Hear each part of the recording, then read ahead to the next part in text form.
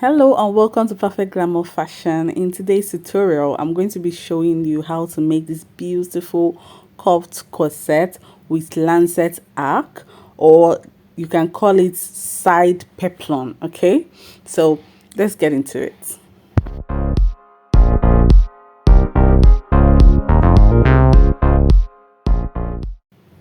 All right, so the first thing we're going to do is to mark our start line, and on that start line, you're going to mark your shoulder divided by 2.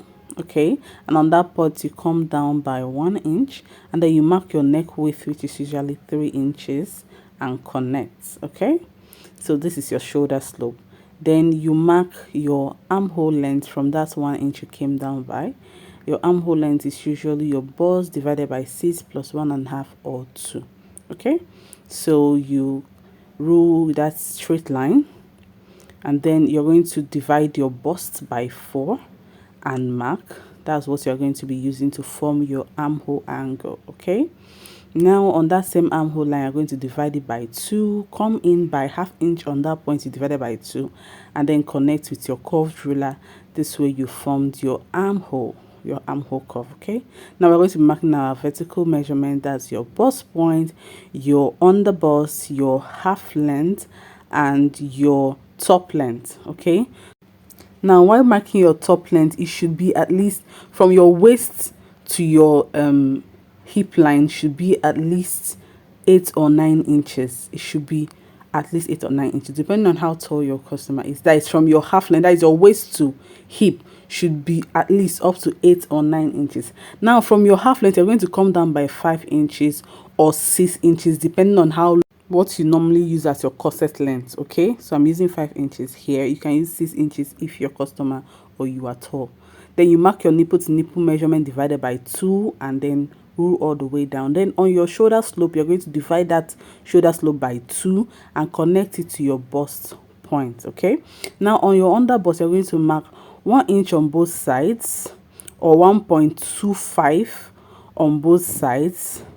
Okay, I'm using 1.25 on both sides. Okay, if you're on a smaller frame, if you have a smaller bust, you use 1 inch on both sides. Okay, now I'm going to be connecting the points to form a straight line all the way down. That's going to be my dart legs. Okay, now on the bust point, you're going to come down by 1/2 inch or 1 inch, depending on how busty you are, and you connect with your curved ruler to the dart legs.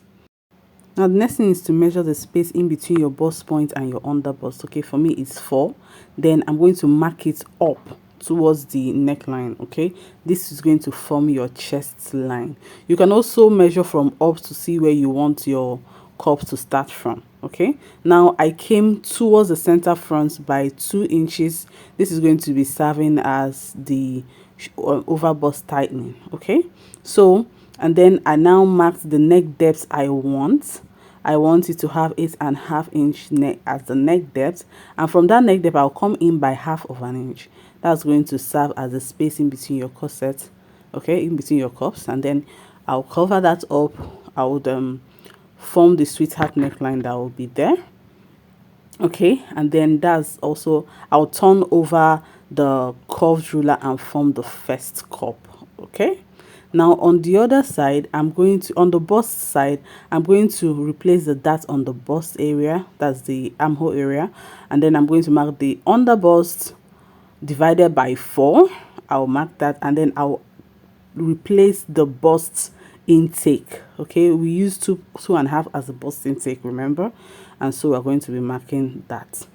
So we'll connect that, and then we'll also mark the waist that's on the half length, sorry.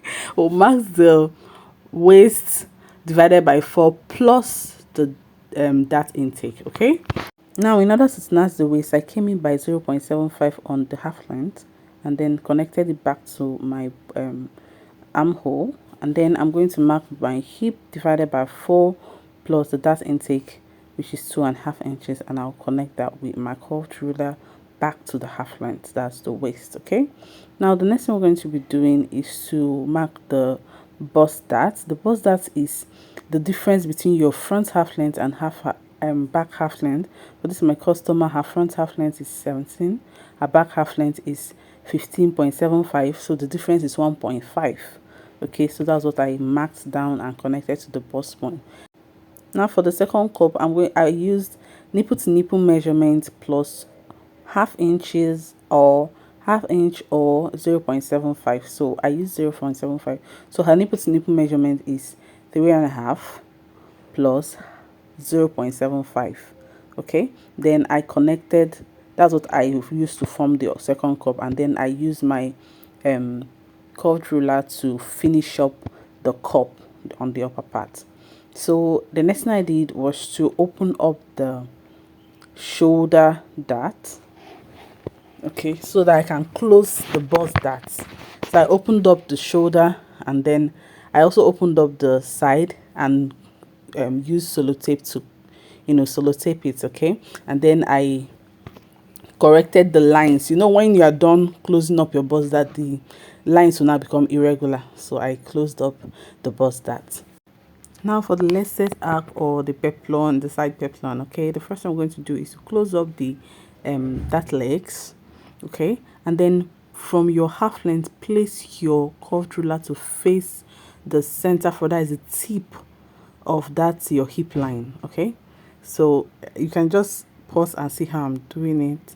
So you can also do this with your free hand, but I'm using a curved ruler for better accuracy, okay. Now when you have drawn that arc, you can now open up your dart and fold it to face towards the other side, and then repeat the same thing. It's just so that when you're cutting this out, you know what you're cutting out, you know you're gonna make any kind of mistake. So okay? You guys, after this point I went ahead to roll out my yoke, and I cut the pieces of the front. I didn't know it wasn't bread cutting. Can you guys imagine? But I'm going to narrate what I did. Just listen, you're going to understand. So I've cut out the extra allowance on that intake. I've cut it out, and then I joined it with sellotape, and then I cut out the arc, and then I've cut out the cups. Now for this yoke, all I did was, you remember that we already took 3 inches as our neck width, so I formed a slanted line towards the second cup, okay. Now from my armhole, I came in by 3 inches around that second cup, if you can observe that, and then it's going to, if you place your ruler, it's going to be like you are forming a slanted line. So I just formed that slanted line. That's how I did my Queen Anne neckline. So it's a Queen Anne neckline kind of, that's the neckline we're using, okay.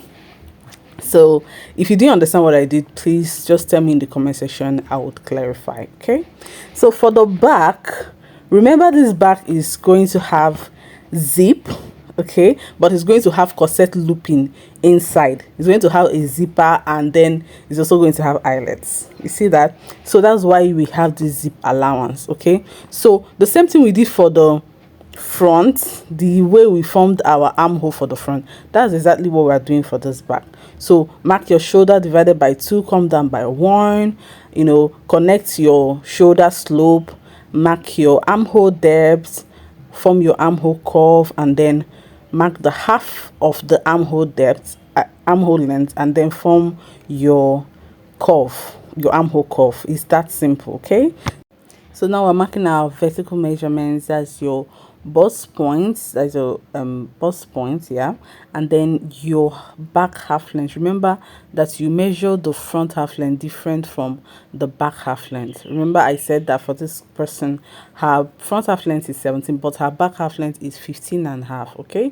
So once you've marked that 15.5, you will now come down by what you used, your waist to hip that you used for the front. That's also what you use for the back. So when you mark the half length, you now mark the waist to hip that you used for the front. So I used 9 inches for the front, so that's what I'm going to be using for the back also. So now, just the way we did for the front, from the half length you're going to come down by 5 inches or 6 inches, depending on what you use for the front.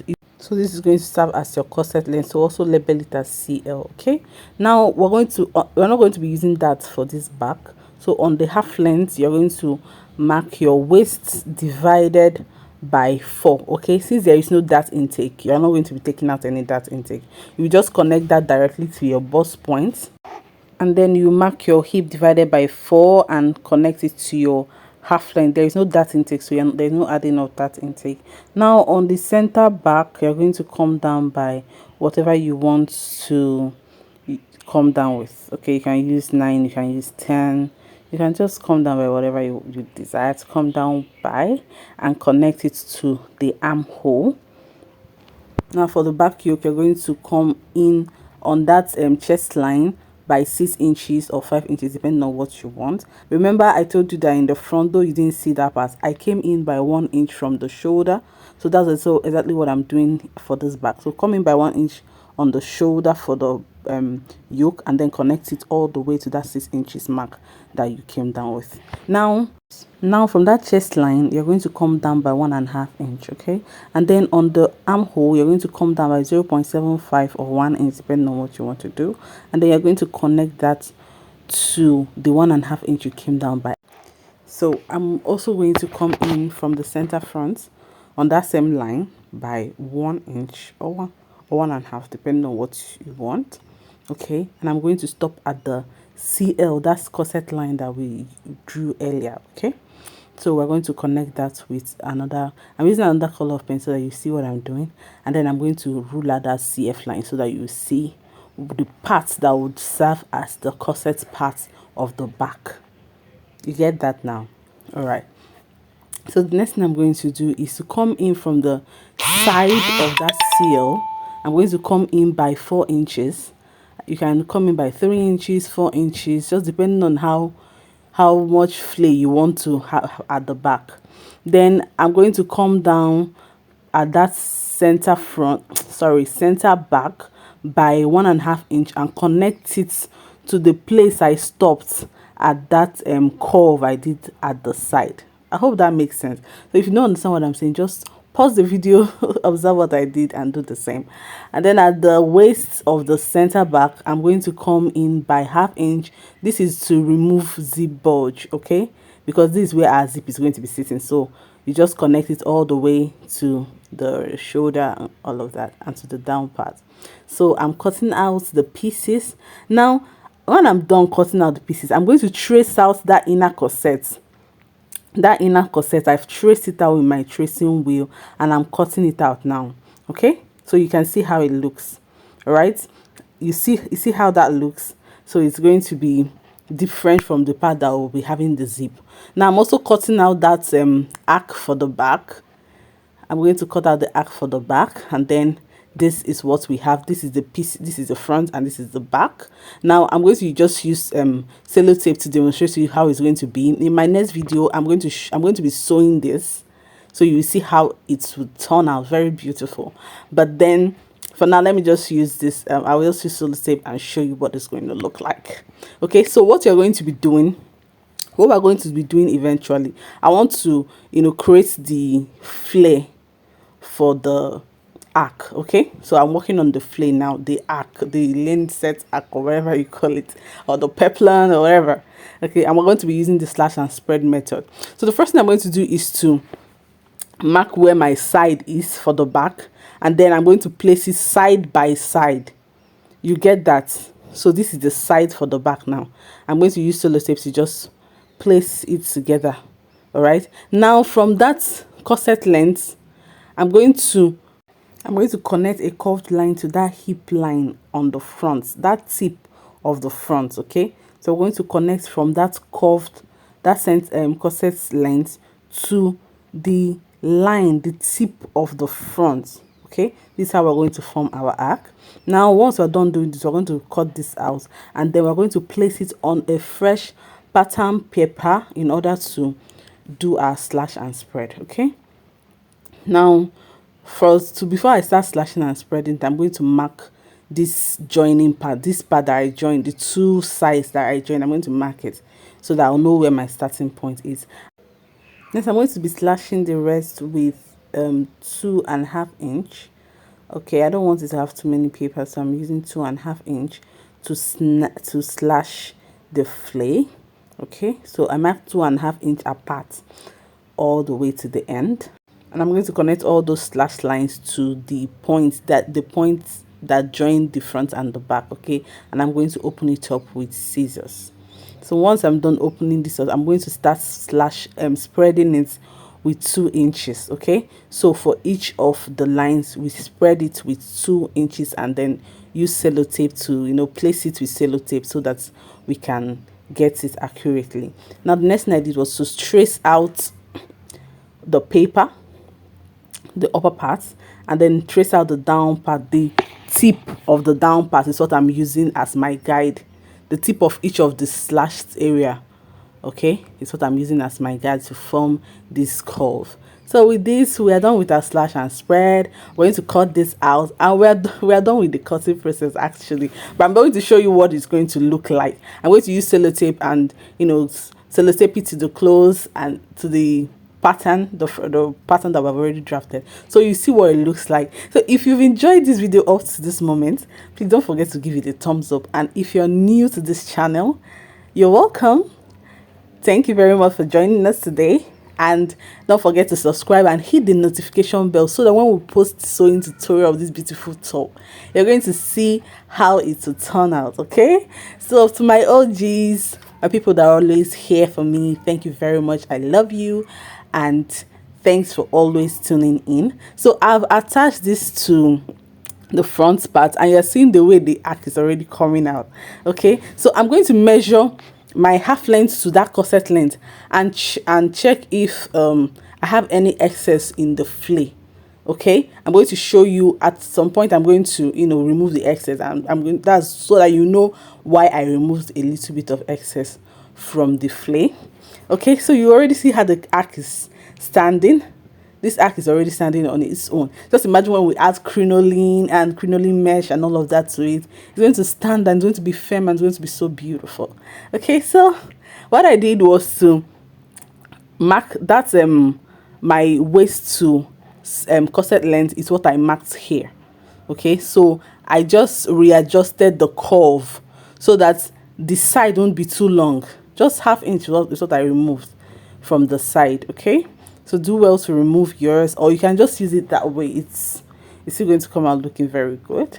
And so I cut this out, and this brings us to the end of today's tutorial. I know this is a very long tutorial, okay, but in my next video I'm going to be showing you how to piece it together.